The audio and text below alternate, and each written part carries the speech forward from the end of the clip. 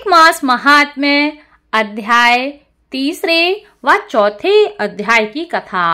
कार्तिक मास की कथा। नमस्कार भाइयों बहनों, जय मां गायत्री। आप सभी का मेरे YouTube चैनल शुभकर माही अष्टों में स्वागत है।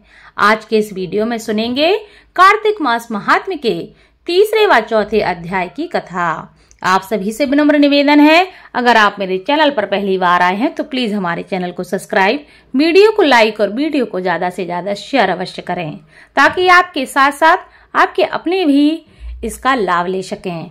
तीसरे अध्याय की कथा में सत्यभामा ने कहा कि हे प्रभु, आप तो सभी काल में व्यापक हैं और सभी काल आपके आगे एक समान हैं। फिर यह कार्तिक मास ही सभी मासों में श्रेष्ठ क्यों है? आप सब तिथियों में एकादशी और सभी मासों में कार्तिक मास को ही अपना प्रिय क्यों कहते हैं? इसका कारण क्या है? कृपया कर आप मुझे बताइए। भगवान श्री कृष्ण कहते हैं कि हे भामिनी, तुमने बहुत अच्छा प्रश्न किया है।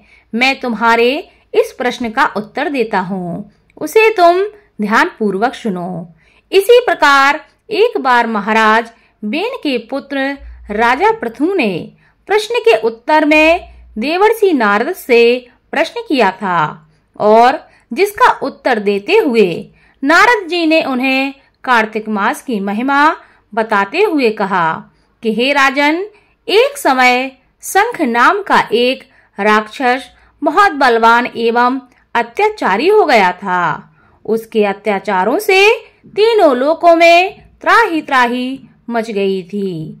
उस शंखासुर ने स्वर्ग में निवास करने वाले देवताओं पर विजय प्राप्त करके इंद्र आदि देवताओं एवं लोकपालों के अधिकारों को छीन लिया था। राक्षस से भयभीत होकर समस्त देवता अपने परिवार के सदस्यों के साथ सुमेरु पर्वत की गुफाओं में बहुत दिनों तक छुपे रहे। उसके बाद निश्चिंत होकर सुमेरु पर्वत की गुफाओं में ही वह रहने लगे। उधर जब शंखासुर को इस बात का पता चला कि देवता आनंद पूर्वक सुमेरु पर्वत की गुफाओं में निवास कर रहे हैं, तो उसने सोचा कि ऐसी कोई दिव्य शक्ति अवश्य है जिसके प्रभाव से अधिकारहीन यह देवता अभी भी बलवान है। सोचते सोचते वह इस निर्णय पर पहुंचा कि वेद मंत्रों के बल के कारण ही देवता बलवान हो रहे हैं। यदि इनसे वेद ही छीन लिए जाएं, तो ये बलहीन हो जाएंगे। ऐसा विचार करके शंखासुर ब्रह्मा जी के सत्यलोक से शीघ्र ही वेदों को हर लाया। उसके द्वारा ले जाते हुए सारे वेद घबराकर उसके चंगुल से निकल के भागे और जल में समा गए। शंखासुर ने वेद मंत्रों तथा बीज मंत्रों को ढूंढते हुए सागर में प्रवेश किया, परंतु ना तो उसको वेद मंत्र ही मिले और ना ही बीज मंत्र मिले। जब शंखासुर सागर से निराश होकर वापस लौटा, तो उस समय ब्रह्मा जी पूजा की सामग्री लेकर सभी देवताओं के साथ भगवान विष्णु की शरण में पहुंचे और भगवान को गहरी निद्रा से जगाने के लिए गाने बजाने लगे और धूप गंध आदि से बारंबार उनका पूजन करने लगे। धूप, दीप, नैवेद्य आदि अर्पित उन्हें करने लगे। भगवान की निद्रा टूटी और देवताओं सहित ब्रह्मा जी को अपना पूजन करते हुए देखकर भगवान विष्णु बहुत प्रसन्न हुए तथा कहने लगे कि मैं आप लोगों के इस कीर्तन एवं मंगलाचरण से बहुत प्रसन्न हूँ। आप अपना अभीष्ट वरदान मांगिए, मैं अवश्य आपको वरदान दूंगा। जो मनुष्य अश्विन शुक्ल की एकादशी से देवोत्थान एकादशी यानी कि देव उठनी एकादशी तक ब्रह्म मुहूर्त में उठकर मेरी पूजा करेंगे, उन्हें तुम्हारी ही भांति मेरे प्रसन्न होने के कारण सुख की प्राप्ति होगी। आप लोग जो पाद, अर्घ्य, आचमन और जल आदि सामग्री मेरे लिए लाए हैं, वे अनंत गुणों वाली होकर आपका कल्याण करेंगी। शंखासुर द्वारा हरे गए संपूर्ण वेद जल में स्थित हैं। मैं सागर पुत्र का वध करके उन वेदों को भी अभी लाए देता हूँ। आज से मंत्र बीज और वेदों सहित मैं प्रतिवर्ष कार्तिक मास में जल में ही विश्राम करूंगा।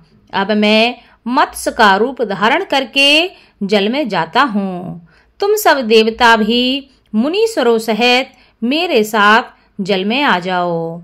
इस कार्तिक मास में जो मनुष्य प्रातः काल स्नान करते हैं वे सब यज्ञ के अविव्रत स्नान द्वारा भली भांति नहा लेते हैं। हे देवेंद्र, कार्तिक मास में व्रत करने वालों को सब प्रकार से धन, पुत्र पुत्री आदि देते रहना और उनकी सभी आपत्तियों से रक्षा करना।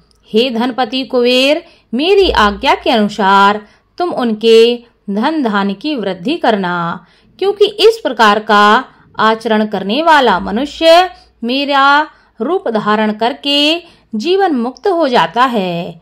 जो मनुष्य जन्म से लेकर मृत्यु पर्यंत विधि पूर्वक इस उत्तम व्रत को करता है वह आप लोगों का भी पूजनीय है। कार्तिक शुक्ल पक्ष की एकादशी तिथि को तुम लोगों ने मुझे जगाया है, इसलिए यह तिथि मेरे लिए अत्यंत प्रीतिदायिनी है और माननीय है। हे देवताओं, यह दोनों व्रत नियम पूर्वक करने से मनुष्य मेरा सानिध्य प्राप्त कर लेते हैं। इन व्रतों को करने से जो फल मिलता है वह अन्य किसी व्रत से नहीं मिलता। अतः प्रत्येक मनुष्य को सुखी और निरोगी रहने के लिए कार्तिक मास महात्म्य और एकादशी की कथा को सुनते हुए इनके नियमों का पालन करना चाहिए। नारद जी ने कहा कि ऐसा कहकर भगवान विष्णु मछली का रूप धारण करके आकाश से जल में गिरे। उस समय विंध्याचल पर्वत पर तप कर रहे महर्षि कश्यप अपनी अंजलि में जल लेकर खड़े थे। भगवान उनकी अंजलि में जा गिरे। महर्षि कश्यप ने दया करके उसे अपने कमंडल में रख लिया। मछली के थोड़ा बड़ा होने पर महर्षि कश्यप ने उसे एक कुएं में डाल दिया। जब वह मछली कुएं से भी बड़ी हो गई, कुएं में भी न समाई, तो उन्होंने उसे एक तालाब में डाल दिया। जब वह तालाब में भी ना समा सकी, तो उन्होंने उसे समुद्र में डाल दिया। वह मछली वहां भी बढ़ने लगी। फिर मत्स्य रूपी भगवान विष्णु ने इस शंखासुर का वध किया और शंखासुर को हाथ में लेकर बद्रीनाथ में आ गए। वहां उन्होंने संपूर्ण ऋषियों को बुलाकर इस प्रकार आदेश दिया, हे ऋषियों, तुम जल के भीतर बिखरे हुए वेद मंत्रों की खोज करो और जितनी जल्दी हो सके उन्हें सागर के जल से बाहर निकाल लाओ। तब तक मैं देवताओं के साथ प्रयाग में ठहरता हूँ। तब उन तपोबल संपन्न ऋषियों ने यज्ञ और बीजों सहित संपूर्ण वेद मंत्रों का उद्धार किया। उनमें से जितने मंत्र जिस ऋषि ने उपलब्ध किए, वही उन बीज मंत्रों का उस दिन से ऋषि माना जाने लगा। तदंतर सब ऋषि एकत्र होकर प्रयाग में जा पहुंचे। वहां उन्होंने ब्रह्मा जी सहित भगवान विष्णु को उपलब्ध हुए सभी वेद मंत्र समर्पित कर दिए। सब वेदों को पाकर ब्रह्मा जी बहुत प्रसन्न हो गए। उन्होंने देवताओं और ऋषियों के साथ प्रयाग में अश्वमेघ यज्ञ किया। यह यज्ञ समाप्त होने पर सब देवताओं ने भगवान से निवेदन किया, हे देवाधिदेव, हे जगन्नाथ, इस स्थान पर ब्रह्मा जी ने खोए हुए वेदों को पुनः प्राप्त किया है और हमने भी यहाँ आपके प्रसाद से यज्ञ भाग पाए हैं। अतः यह स्थान पृथ्वी पर सबसे श्रेष्ठ पुण्य की वृद्धि करने वाला एवं भोग तथा मोक्ष प्रदान करने वाला हो। साथ ही यह समय भी महापुण्य और ब्रह्मघाती आदि महापापियों की भी शुद्धि करने वाला हो तथा तय स्थान यहाँ दिए हुए दान को अक्षय बना देने वाला भी हो, यह वर दीजिए। भगवान विष्णु कहते हैं कि हे देवताओं, तुमने जो कुछ कहा है वह मुझे स्वीकार है। तुम्हारी इच्छा पूर्ण हो। आज से यह स्थान ब्रह्म क्षेत्र के नाम से प्रसिद्ध होगा। सूर्यवंश में उत्पन्न हुए राजा भागीरथ यहाँ गंगा को ले आएंगे और वह यहाँ सूर्य कन्या यमुना से मिलेंगी। ब्रह्मा जी और तुम सब देवता मेरे साथ यहाँ निवास करोगे।